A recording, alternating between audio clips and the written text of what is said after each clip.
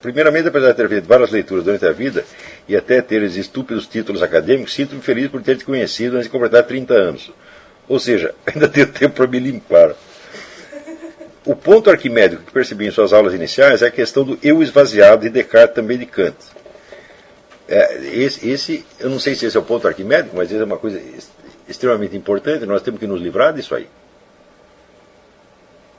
Vi que o sentido da noção de eu pessoal dessa gente é tomado por logicismo sem concretude e vazio de experiência, mas batata.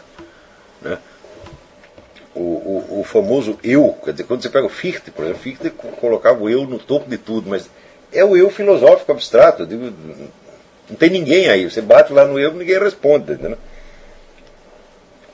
Assim, então, os autores não discutem acerca da esfera da tensão do sujeito diante da sua própria aniquilação como ser viver, que convive com a magnífica noção da onipresença do ser no sentido metafísico e amoroso de Deus. Viktor Frankl, nesse trecho que te cito abaixo, parece chegar a esta questão do eu.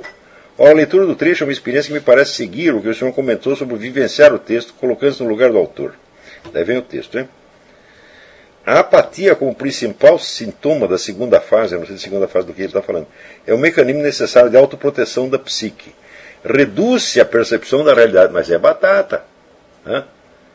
Quer dizer, você elimina a atenção entrando num estado de apatia e desinteresse. Foi o que se fez no mundo moderno a partir do século XVIII, com todo este universo do ocultismo, da magia, etc, etc. Quer dizer, já estavam tão loucos que corta com tudo isso. Né? É um mecanismo de autodefesa da psique. É? Toda a atenção, e portanto também os sentimentos, se concentram em torno de um único objetivo: pura e simplesmente salvar a vida. Assim se podia ouvir repetidamente os companheiros dizerem, quando voltavam do local de trabalho no campo à noitinha, uma exclamação bem típica: então passou mais um dia. Bom, em grande parte, toda a civilização moderna é reduzida à busca da sobrevivência. Quer dizer, você tampa tudo aquilo que poderia te causar, vamos dizer, espanto, né? Terror, deslumbramento, e não existe mais nada disso, existe só a rotina do trabalho, lazer, quer dizer, e o pior é que o sujeito acredita que isso é o mundo real. Eu uma vez observei, assim, o sujeito vive nesta rotina, né? Ele vai lá no escritório, marca o ponto, faz o servicinho dele, né? Mexe naquelas fichinhas, aquela coisa e tal. Daí de vez em quando ele tira umas férias. Daí ele tira umas férias, ele vai para o mar, para a montanha e tal, né? E ele acredita que ele entrou num mundo de sonho, que depois quando ele volta para o trabalho, ele volta para a realidade. Eu digo, peraí, mas o mar e a montanha já estavam aí milênios antes de você chegar. E essa porcaria toda que ocupa o seu dia a dia é uma coisa que foi inventada ontem. Quer dizer, onde está a realidade, onde está o sonho? Né?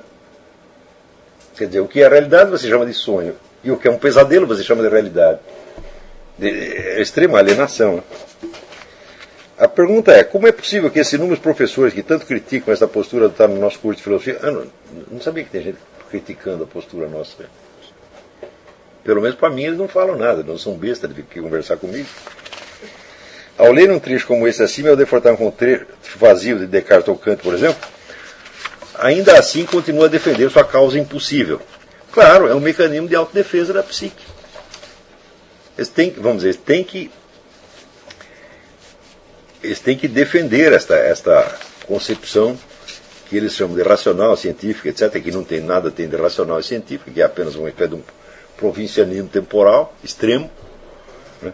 Provincianismo civilizacional, e viver dentro daquilo onde eles acreditam que tem algum poder em cima daquele negócio. É pura... O Viktor Frankl tem razão, é uma apatia, um desinteresse pelo conhecimento, tá certo?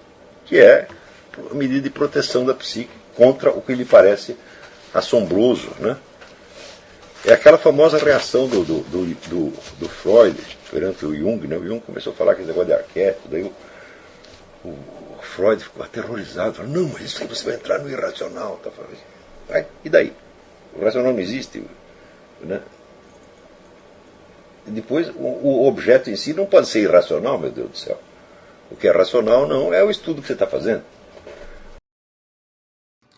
Cristiano Xavier. Por experiência discutir com algumas das pessoas que foram abduzidas por ideologias alienantes e revolucionárias, elas não parecem mais ser sensíveis a fatos e argumentos. De fato, não são. Isso, quer dizer, Aristóteles está dizendo, não adianta você argumentar com quem não conhece, não percebe ou não aceita as regras da prova. Quer dizer, a possibilidade da argumentação racional ela se baseia em algumas condições anteriores. A própria teoria dos 4 discursos mostra isso. Quer dizer, antes de haver argumentação racional, existe uma seleção imaginativa, quer dizer, um universo de fatos, percepções e imaginações que constitui o quadro dentro do qual você está falando. E dentro disso, você fez algumas escolhas, você tem algumas preferências. Então você tem a dimensão poética e retórica antes de você entrar na dimensão dialética. Então, se você está discutindo com uma pessoa, a primeira coisa que você tem que fazer, você tem que pegar algo do horizonte de consciência do mundo dela. Né? Por exemplo, aí entra o caso das 12 camadas da personalidade. Se o sujeito tem uma camada de personalidade muito primitiva, então não adianta você querer argumentar numa superior, ele simplesmente não vai entender. O que você pode fazer é forçá-lo a uma passagem de camada para outra. E nisso aí, vamos dizer, a gente tem que lembrar o negócio do Nietzsche, a humilhação é a mãe do aprendizado. Às vezes não tem outra maneira de você forçar o sujeito a dar um salto, senão você humilhá-lo.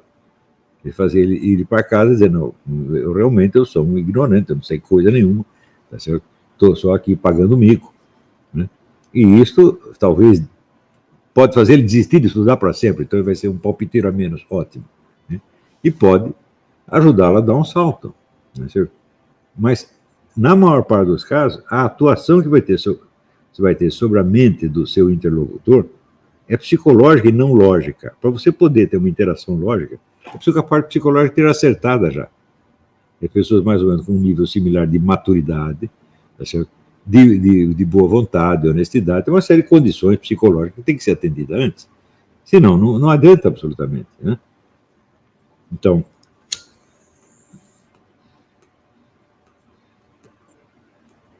às vezes, o desconhecimento do assunto é tanto, que o sujeito não pode ser honesto nem que ele queira.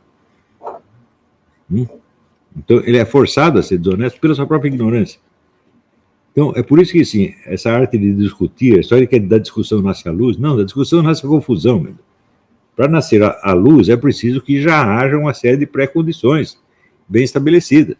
Quer dizer, por exemplo, se você estuda o que era a disputácio na Idade Média, era a disputa de argumentos entre duas pessoas do mesmo nível de conhecimento, igualmente empenhadas na busca da verdade, e ainda policiadas por um professor, que não vai deixar o sujeito cometer um erro lógico muito grave, nem vai deixar trapacear.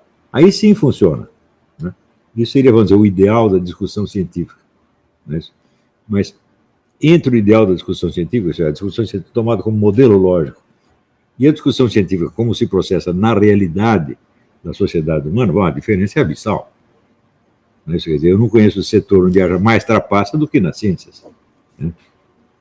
Então, eu acho que os cientistas não chegam a ser tão honestos quanto os políticos.